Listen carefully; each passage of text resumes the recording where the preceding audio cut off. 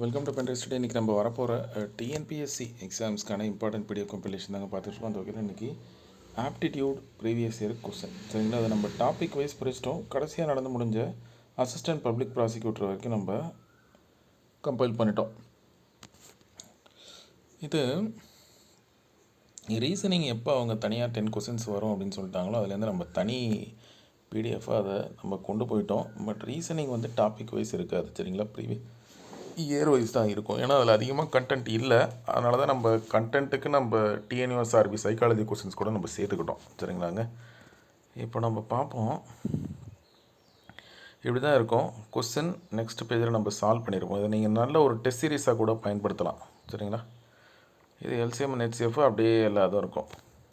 அப்புறம் இங்கே நல்லா தெரிஞ்சுக்கோங்க, நீங்கள் வெறுமே வந்து ஸ்கூல் புக்கை ப்ரீவியஸ் இயர் கொஸ்டின் மட்டும் படிச்சுட்டு போகாதீங்க சரிங்களா. ஸ்கூல் புக்கை எடுங்க. வேர் டு ஸ்டடியில் எல்சிஎம் அண்ட் ஹெச்சிஎஃப் எங்கே இருக்குது, டைம் அண்ட் ஒர்க் எங்கே இருக்குது, சிம்பிள் இன்ட்ரெஸ்ட் கம்ப்யூட்டர்ஸ் எங்கே இருக்குதுன்னு சொல்லி நம்ம கொடுத்துருக்கோம் சரிங்களா.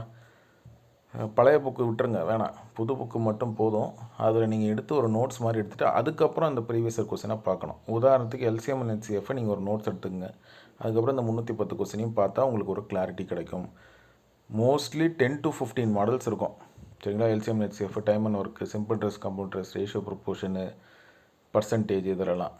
சிம்பிளிஃபிகேஷன்லேயும் ஏரியா அண்ட் வால்யூம்லேயும் ஃபார்முலாஸ் கொஞ்சம் இருக்கும் சரிங்களா. ப்ளஸ் மாடல்ஸ் கொஞ்சம் இருக்கும். அவ்வளோதான், முடிஞ்சு போச்சு டிஎன்பிஎஸ்சி. ஆனால் இதை வந்து நீங்கள் ஒன்லி ஸ்கூல் புக் படிச்சுட்டு போனாலும் மாட்டிப்பீங்க, ப்ரீவியஸ் இயர் கொஸ்டின் பாட்டு போனாலும் மாட்டிப்பீங்க. ரெண்டுத்தையும் சேர்த்து பண்ணணும். அதே மாதிரி 22 to 23 அவுட் ஆஃப் 25 கொஸ்டின்ஸ் நீங்கள் கரெக்டாக எழுதியே ஆகணும் சரிங்களா. ஒரு 2 to 3 கொஸ்டின் அப்படி இப்படி தான் இருக்கும், கஷ்டமாக தான் இருக்கும். அதை விட்டுருங்க. அதை திங்க் பண்ணி மீதி இருக்கிற கொஸ்டினை விட்டுறாதீங்க சரிங்களா. சிலபஸை முதல்ல கம்ப்ளீட் பண்ண பாருங்கள். எல்சிஎம் ஹெச்சிஎஃப்லேயே நிறைய பேர் உட்காந்துருப்பாங்க, எக்ஸாம் நெருங்கிடும். அந்த தப்பை பண்ணாதீங்க. உங்களோட சோர்ஸை வந்து லிமிட் பண்ணுங்கள். Either school book plus previous year question. அப்படி இல்லை சார், நான் ஏதோ ஒரு அகாடமியில் சேர்ந்துருக்கேன், அகாடமியில் கொடுக்குறாங்கன்னா அந்த academy plus previous year question அதோட ஸ்டாப் பண்ணிக்கணும்.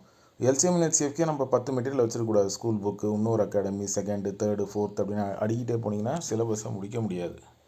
அதை பார்த்துக்கோங்க. இதை தவிர்த்து நம்ம பொது தமிழ் ப்ரீவியஸ் இயர் கொஸ்டின், இதுவும் டாபிக் வைஸ் தான். General English previous year question, இதுவும் டாபிக் வைஸ் தான். அதே மாதிரி ஜென்ரல் ஸ்டடீஸும் நம்ம டாபிக் வைஸ் பிரிச்சிட்டோம். ஹிஸ்ட்ரி, ஜியாகிரஃபி, பாலிட்டி, எக்கனாமி எல்லாத்தையும் நீங்கள் இண்டிவிஜுவலாக டாபிக் வைஸ் கொஸ்டின்ஸ் பார்க்க முடியும். எல்லாத்தையுமே இப்போ நம்ம டாபிக் வைஸ் பிரிச்சிட்டோம். ஈவன் கரண்ட் அஃபேர்ஸ் கூட நம்ம டாபிக் வைஸ் தான் கொடுத்துக்கிட்டு இருக்கோம். அதை நீங்கள் பார்த்துக்கோங்க சரிங்களா. We will meet in next class. Thank you.